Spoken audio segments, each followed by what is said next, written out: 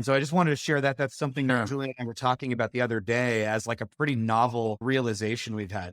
But there are, of course, ways in which having a product background is great. It is a superpower, right? You learn pretty quickly the difference between something that's really working and something that's really not working. And that's something that to a mainstream audience is usually visual, but there are an awful lot of things that look pretty that aren't really solving a problem. And the prettiness of those products kind of masks that, right? Yeah. So having a deep foundation in product helps you kind of understand systems and understand why something's working or isn't, regardless of what it looks like, right? Because a great design system and a sub 100 millisecond response time can gloss over a lot of fundamental systemic problems. And so that's, I think, really, really helpful. What corners? What corners have you been cornered into that you've had to hack your way out of? Oh man, I would say the first thing Julian and I ever built was a real estate tech product called Block. Mm-hmm. And if I'm being really honest with myself and with you, which I have no interest in being anything other than really honest, I think we thought correctly, we're really badass engineers and designers. We could do anything, right? We're super duper cool.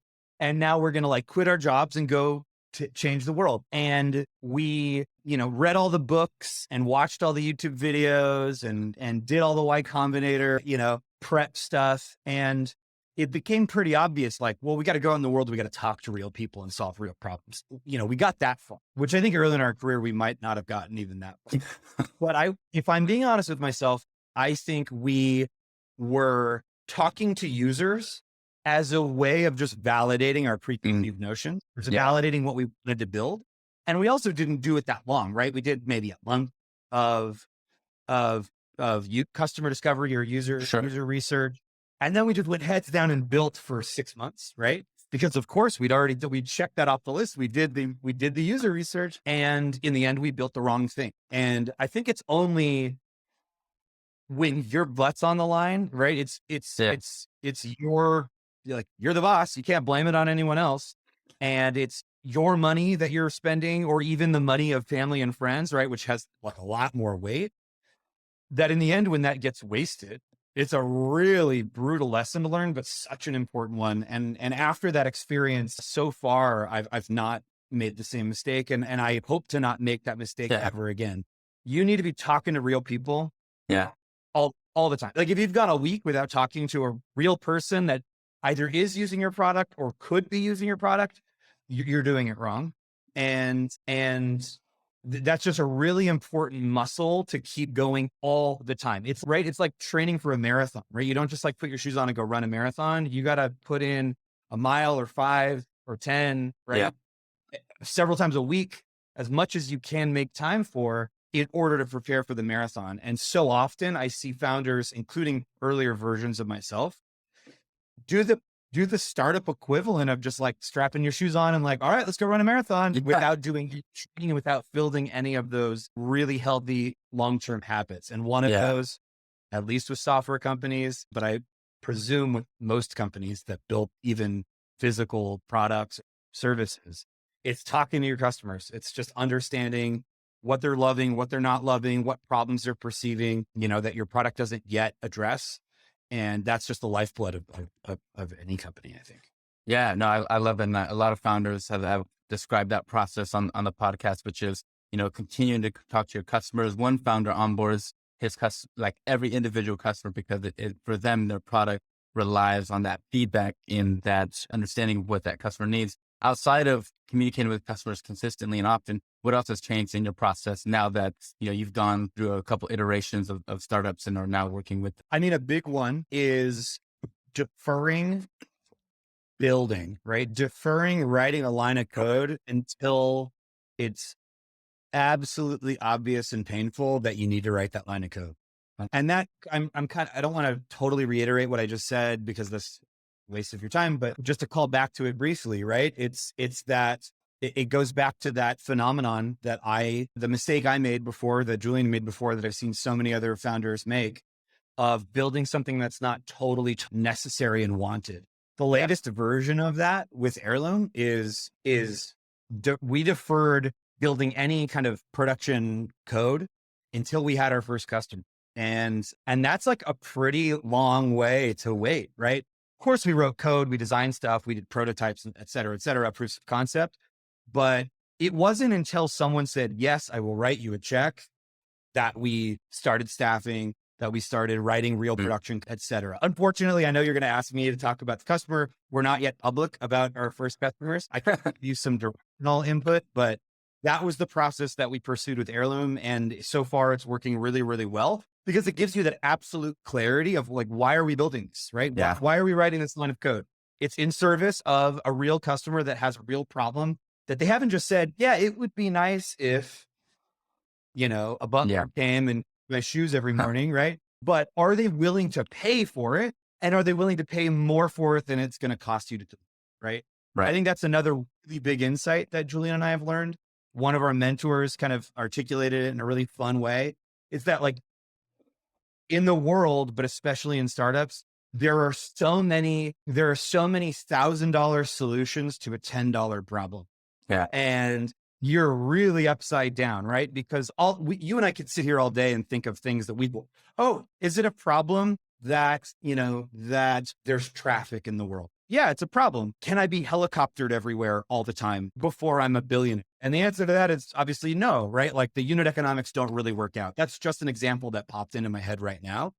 But the idea here is that, a lot of us, even with the best intentions of trying to build something really delightful for people, forget to look at it through the lens of not just can I build something awesome, but can I build something awesome that has a plausible path now or in the near future to being able to be consistently delivered to the people that want it for less money that they're willing to pay for it.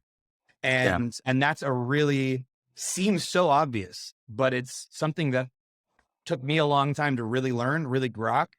And it also is something that I look around me in the world and I see a lot of examples of companies that have had problems figuring that out. Yeah, no, that's amazing. And I think you summed it up super well. What, based on your experience, you're in product, you're building startups, you were doing real estate. I think you were still within the real estate realm in the previous company, but what inspired Heirloom, which is now, helping communities on Web3? I'll let you talk about Heirloom in more depth, but what inspired the idea of Heirloom and what is the product today? Yeah. So Julian, my CTO and co-founder, Julian inspired Heirloom. If I'm being completely honest, I started off as a blockchain Web3 skeptic. And Julian, before we were building companies together, he was the first engineer at a company called Gem that was recently by Block Demon. Yeah. And with Gem, Julian was engineering, private enterprise blockchains for huge health insurance companies, automotive companies, et cetera. Like before Ethereum launched, right? Like this is like early days of, Bitcoin existed obviously, but this was the early days of the blockchain. And so he's been a true believer forever, but I think he's always had a really healthy kind of pragmatic engineering mind toward it, right? He's not like a Bitcoin maxi or anything like that, right? He is, I think, has a very respectable, but still very bullish view that if you abstract specific chains, specific tokens, specific currencies away, and you just look at this as a series of technologies, these are really potentially transformative technologies. And they hold the promise of completely changing the infrastructure on which we build digital products. And so Julian was like early to that, right? He was getting that in 2012, 13, 14. And I was a skeptic up until a couple of years ago, right? And it was really through our partnership at our prior startup, the PocketList, where, just going out for a beer and talking about work, talking about life, talking about the news, right? That we started talking a lot more about blockchains, and he really started to win me over to the promise of these technologies. And so Julian was the genesis of Heirloom. And also in a weird way, PocketList was the genesis of Heirloom, even though Heirloom has nothing to do with that company, nothing to do with real estate. I think one of the most profoundly awesome phenomena of that experience together was that even through the crushing experience of, navigating a startup through COVID, through lockdowns, through civil unrest, through the 2020 election, leading teams through that and ultimately not being able to survive as a company that period of time, and shutting the company down and laying off the team and telling our investors that we let them down. Through all of that, right? Julian and I stayed closer than ever, communicated better than ever. And I think the day that we filed the paperwork to dissolve the company, we went out for lunch and we're like, all right, what's the next thing we're going to build together? And that's just a really powerful and special experience that is really hard to fast forward, or it's really hard to hack, right? That co-founder relationship built on trust and communication. And so, you know, I owe so much to Julian. I obviously adore him. He's a brilliant engineer, but also the best co-founder I could have ever found. And I'm going to keep building stuff with it as long as I can. Amazing. Amazing. And what are you building now with Heirloom? Describe the product a little bit for our audience to understand a little bit more in depth. Yeah, I think in order to describe the product, which I can do very briefly, but I think giving a little bit of context for the opportunity we see will make it make a lot of sense. Sure. When we look at what Web3 is, right, it's obviously this huge thing that has kind of, first of all, it's a, you know, $1 trillion plus asset class, basically blockchain based apps, right? Let's just use that generic term, right? Bitcoin is a blockchain based app. NFTs are a blockchain based app. So these are $1 trillion plus app. You go to Thanksgiving and your aunt who's retired is asking you about what NFTs are, right? Like these things have clearly broken through to the mainstream consciousness. However, right, if you look at some stats, right, fewer than 1% of people on the earth have a crypto wallet. So we're still at the very beginning. We're at the top of the first inning here. And most people are not yet what we like to call Web3 native, right? And so when we're looking at, as true believers in these technologies, when we're looking around and saying, how can we help the next billion people onboard into Web3? We realize that the thing, or our hypothesis is that one of the biggest things preventing mainstream users from adopting this technology, right, the next billion people, is a kind of economic or commercial answer to the question, why should I? That often in prior ways of technology has come from brands that they already trust, right?